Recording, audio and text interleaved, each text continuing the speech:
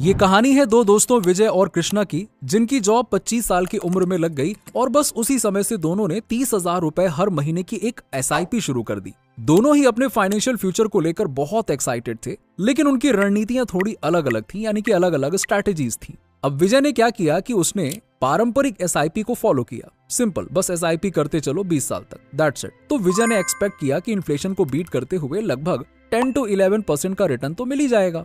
वहीं दूसरी तरफ कृष्णा ने थोड़ा सोच समझकर कुछ चेंजेस के साथ स्ट्रैटेजी बनाई और वो 13 to 15% का रिटर्न एक्सपेक्ट कर रहा है। अब क्या होता है कि समय बीतता है और 20 साल पूरे हो जाते हैं। अब 20 साल बाद विजय अपने पोर्टफोलियो को देखकर बहुत खुश होता है, क्योंकि उसकी इन्वेस्टमेंट लगभग 2.3 करोड़ रुपए तक पहुंच गई है और तभी वहां पे कृष्णा पहुंच जाता है। तो विजय कृष्णा से कहता है कि हे कृष्णा मेरे दोस्त, याद है तुम्हें हम लोगों ने साथ में SIP शुरू की थी? देखो तो सही, आज मेरा अमाउंट बढ़कर पूरे 2.3 करोड़ रुपए हो चुका है। देखा कितना बढ़िया रिटर्न मिला मुझे। ये बताओ तुम्हारी SIP का क्या हुआ? चला भी रहे हो कि नहीं चला रहे हो? अगर चला रहे हो तो बताओ कितना अमाउंट हुआ, कितना रिटर्न मिला, कुछ मिला भी कि नहीं मिला? कृष्णा ने जवाब दिया कि हाँ मैं चला रहा हूँ और मेरा रिटर्न है 3.9 करोड़ रुपए। ये सुनकर तो विजय के होश उड़ गए और उसने एक बार फिर से पूछा कि क्या कहा? तो कृष्णा ने फिर से जवाब दिया 3.9 करोड़ रुपए। विजय कहता है कि यार ये तो डबल अमाउंट से भी ज्यादा है। ये कैसे हुआ, कब हुआ? तुमने ऐसा क्या किया कि तुम्हारा डबल अमाउंट हो गया मेरे से? इस पर कृष्णा ने जवाब दिया कि मैंने तो कुछ माइनर से चेंजेस करे थे बस।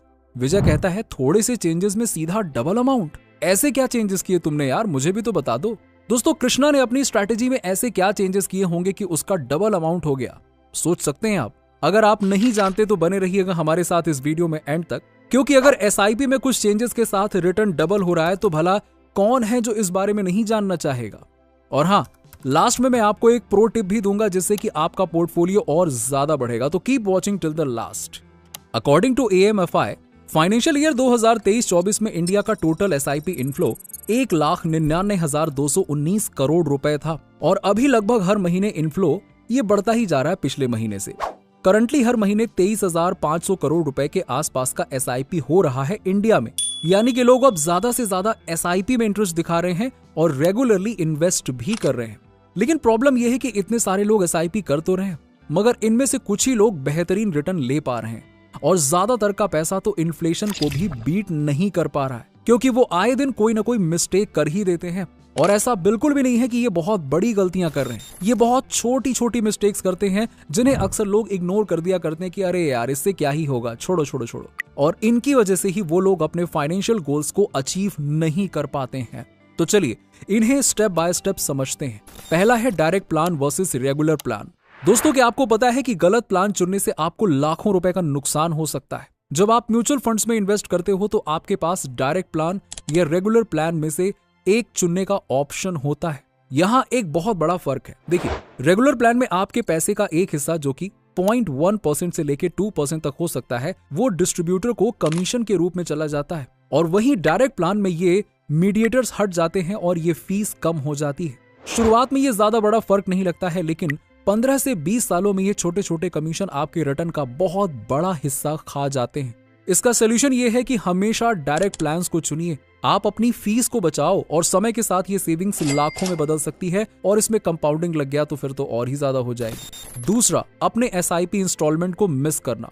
दोस्तों ऐसा लगभग हर किसी के साथ में होता है कि कोई किसी काम में बिजी हो जाता है या SIP डेट में आपके अकाउंट में पर्याप्त बैलेंस न होने के कारण आपका SIP बाउंस हो जाता है और उस महीने आपका SIP वाला अमाउंट इन्वेस्ट नहीं होता है। उसके बाद आप सोचते हो कि ठीक है ना, एक महीने की ही तो बात है, स्किप हो गया तो क्या हो गया, इतना कोई ज्यादा फर्क नहीं पड़ेगा। लेकिन आपको बता दूं मैं कि एक SIP पेमेंट मिस करना आपके रिटर्न पर बहुत बड़ा असर डाल सकता है, क्योंकि हर SIP इंस्टॉलमेंट अलग अलग फेज पर ग्रो करती है। जो पहला पेमेंट आप करते हो उसे ग्रो होने के लिए सबसे ज्यादा समय मिलता है और जो लास्ट में करते हो उसे सबसे कम। अगर आप 20 साल के लिए इन्वेस्ट कर रहे हो तो 240 महीने हैं आपके पास। 20 साल के बाद वो 30,000 रुपए जो आपने सबसे पहले महीने में इन्वेस्ट किए थे, कंपाउंडिंग की वजह से वो 4.12 लाख रुपए तक ग्रो हो जाएगा। अब सोचिए, अगर आप वो पेमेंट मिस कर देते हैं तो आप 4.12 लाख रुपए की ग्रोथ को खो देंगे, उससे कम ही मिलेगा आपको फिर। जबकि वहीं जो एसआईपी आप फाइनल महीने में करते हैं वो सिर्फ 1 महीने के लिए ग्रो होता है और आपकी वेल्थ में कोई खास बढ़ोतरी नहीं करता है। तो शुरू की पेमेंट्स मिस करना आपके फाइनल रिटर्न्स पर एक बड़ा डेंट डाल सकता है। तो ये हुआ प्रॉब्लम। अब बात करते हैं इसके सॉल्यूशन पर। देखिए, अपने एसआईपी की तारीख को सैलरी डेट के साथ में अलाइन करिए। जैसे कि आपकी सैलरी हर महीने की 30 तारीख को अगर क्रेडिट हो जाती है तो आप 1 से 3 के बीच में अपने एसआईपी की डेट करवा सकते हैं।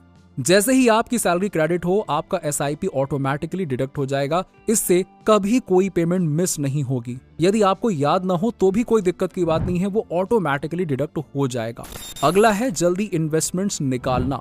दोस्तों, बहुत सारे इन्वेस्टर्स धैर्य खो देते हैं और जल्द ही अपने पैसे निकाल लेते हैं। मार्केट गिरने पर या शुरुआती कुछ सालों में अगर रिटर्न उनको ज्यादा दिखाई नहीं देता है तो लोग पैनिक कर जाते हैं और विड्रॉ कर लेते हैं। चलिए एक उदाहरण से समझते हैं।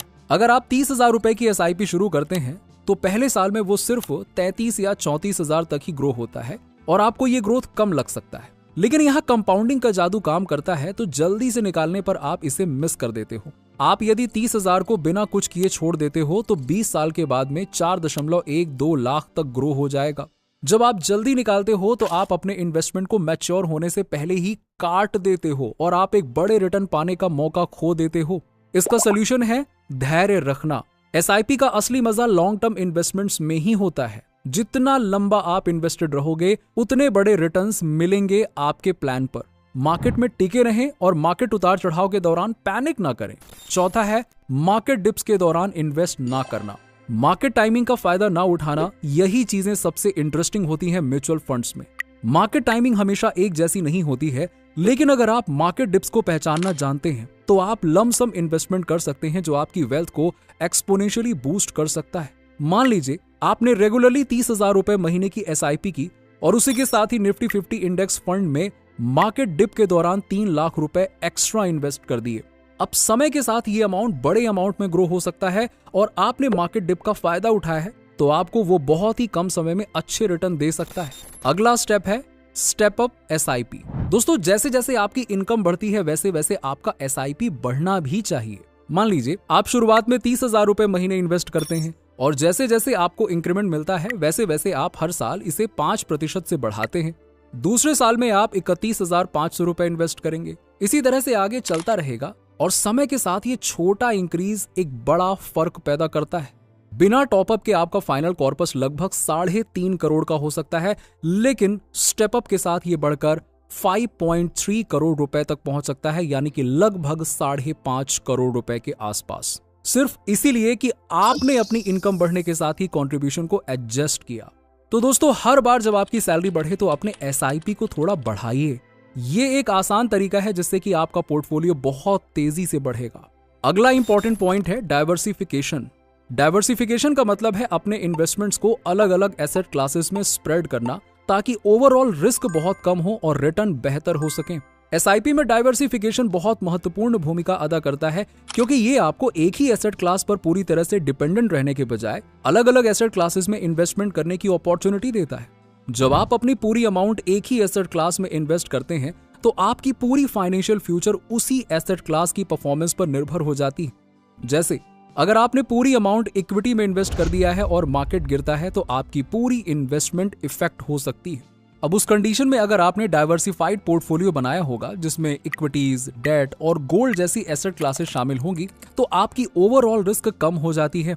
देखिए, डाइवर्सिफिकेशन से एक एसेट क्लास के गिरने पर दूसरी एसेट क्लास की अच्छी परफॉर्मेंस आपके टोटल रिटर्न्स को स्टेबलाइज या एवरेज कर देती है।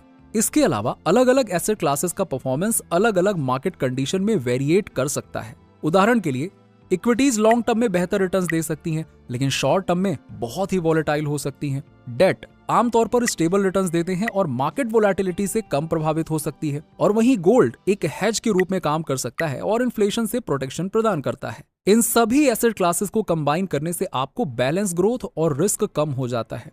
जैसे कि मैंने कहा था एक बोनस टिप्स दूंगा, तो ये रहा बोनस टिप्स हमारी तरफ से, जो है discipline is everything. Yes, discipline का मतलब है कि आप एक कंसिस्टेंट और स्टडी अप्रोच अपनाते हैं। चाहे मार्केट कंडीशंस जैसी भी हो, घबराइए मत। मार्केट कभी नीचे जाएगा तो ऊपर भी तो जाएगा ना। एसआईपी में सक्सेस का सबसे बड़ा सीक्रेट यही डिसिप्लिन है।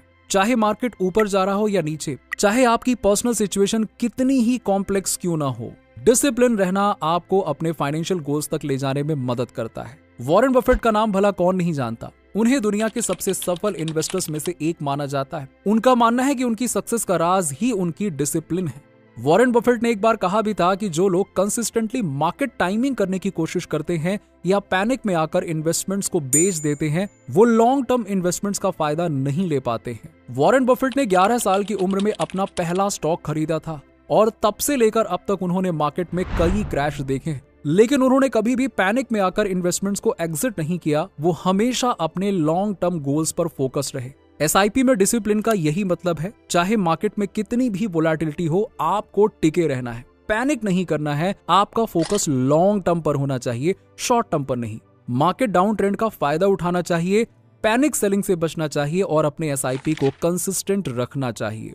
शॉर्ट टर्म नॉइज पर ध्यान मत दीजिए, लॉन्ग टर्म विजन बनाए रखिए और अपनी एसआईपी को कंटिन्यू रखिए और स्टेप अप करते रहिए। जैसे कोई पेड़ धीरे धीरे बड़ा होता है, बड़ा होता है, बड़ा होता है और फिर एक दिन ढेर सारे फल देता है, यकीन मानिए वैसे ही आपकी इन्वेस्टमेंट्स भी धीरे धीरे ग्रो होगी और डिसिप्लिन से आपको फाइनेंशियल फ्रीडम तक पहुंचाएगी और एक दिन आपको देगी ढेर सारा पैसा। चलिए मिलते हैं आपसे नेक्स्ट वीडियो में।